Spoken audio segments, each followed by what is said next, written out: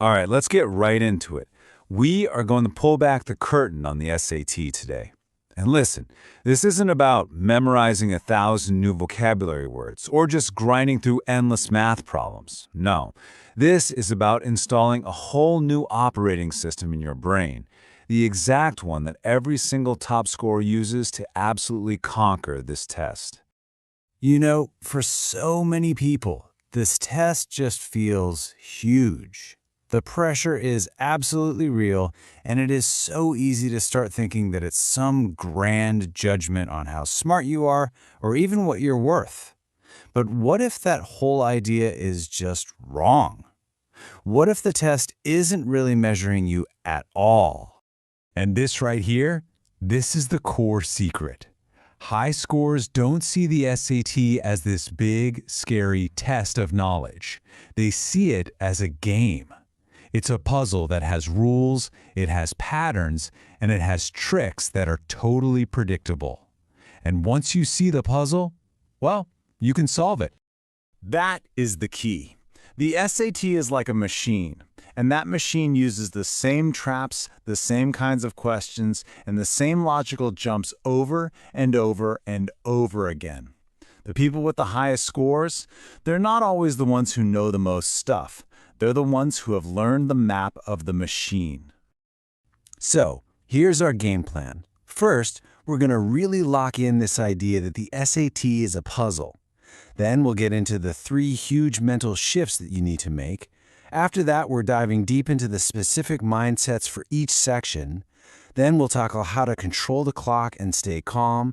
And finally, we'll put it all together so you can become that high scorer. Okay, this is the foundational upgrade for your brain. These 3 mental shifts are what separate frantic guessing from calm, precise, point-scoring execution. So let's jump right into the first one. The number one trap on the SAT is the clock itself. You know the feeling. Average scorers see that clock ticking and they rush. And what happens? You make silly mistakes that cost you easy points. But high scorers, they know that real speed actually comes from being accurate. They slow down just enough on each question to be precise. And ironically, that makes them faster overall because they're not going back, they're not second-guessing. Precision first. Speed will follow. Now, this next one is huge. It's the difference between memorizing and recognizing. Sure, you could try to memorize 100 different grammar rules, but a high scorer?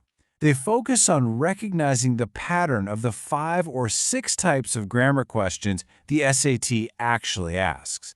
They see the underlying structure, not just the words on the page. And believe me, this works for every single section of the test. And the third shift, this is all about confidence. I mean, how many times have you been stuck between answer choice B and C, and they both just seem kind of good? A high scorer doesn't waste time debating. They know for a fact there's only one perfect answer, and 3 that are flawed. They trust their training, they find the flaw in an answer choice, and they eliminate it without a single shred of doubt. It's a ruthless and incredibly efficient process. So, we've got our 3 core principles, right? Precision, pattern recognition, and elimination. But okay, what do you actually do with these ideas? Let's break down how these mental shifts play out in the individual sections of the test. For the reading section, you need to think like a detective. And here's rule number 1. Predict your answer before you even glance at the options. Based on the evidence right there in the text, what should the answer be? This one habit will save you from so many tempting trap answers. Your goal isn't just matching words, it's finding the central idea. You gotta ruthlessly analyze the context to solve those little mini puzzles in every question. The writing section is probably the most mechanical part of the entire SAT, so your mindset here is that of an editor. There's no opinion, there are only rules. High scorers never ask what sounds best. Instead, they scan for specific, predictable error patterns, things like subject-verb agreement or misplaced modifiers. They look at transitions for pure logic, not for a feeling. And above all, they remember that clarity and being concise equals points.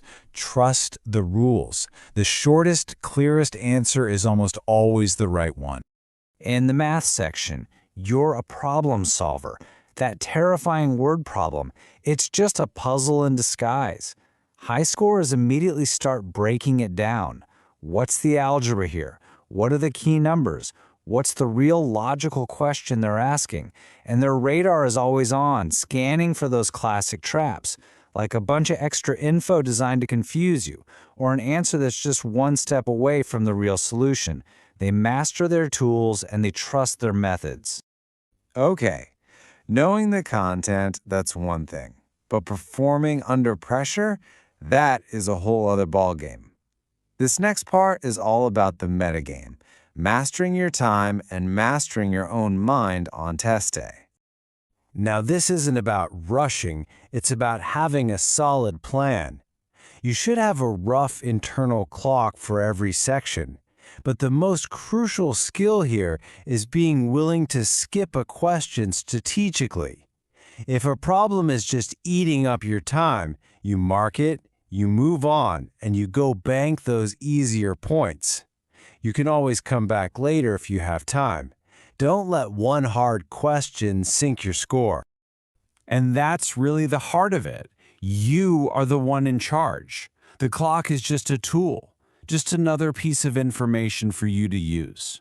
And when you start to see it that way, you stop panicking and you start making smart, strategic decisions about where to invest your precious time. Look, nobody has a perfect test day. It's just not going to happen. You're going to get stuck. You might even realize you made a silly mistake on a question you already answered. The high scorer's secret weapon is the ability to let it go, instantly. Your only job in that moment is to focus completely on this single question right in front of you. The SAT doesn't care if you panic, but it absolutely rewards a relentless, moment-to-moment focus, and that is something you can control. So, you've learned to control the clock, to stay calm.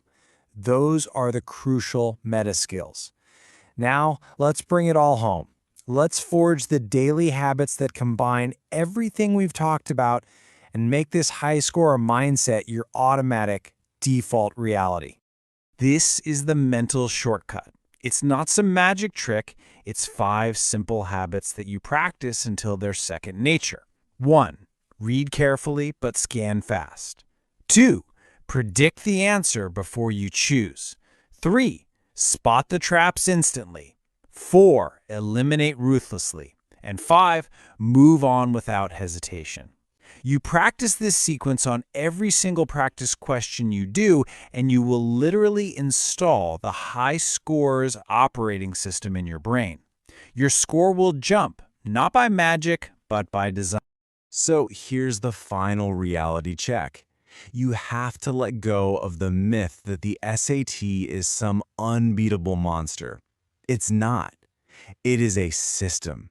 It's built on logic that you can learn, timing that you can master, and patterns that you can 100% recognize.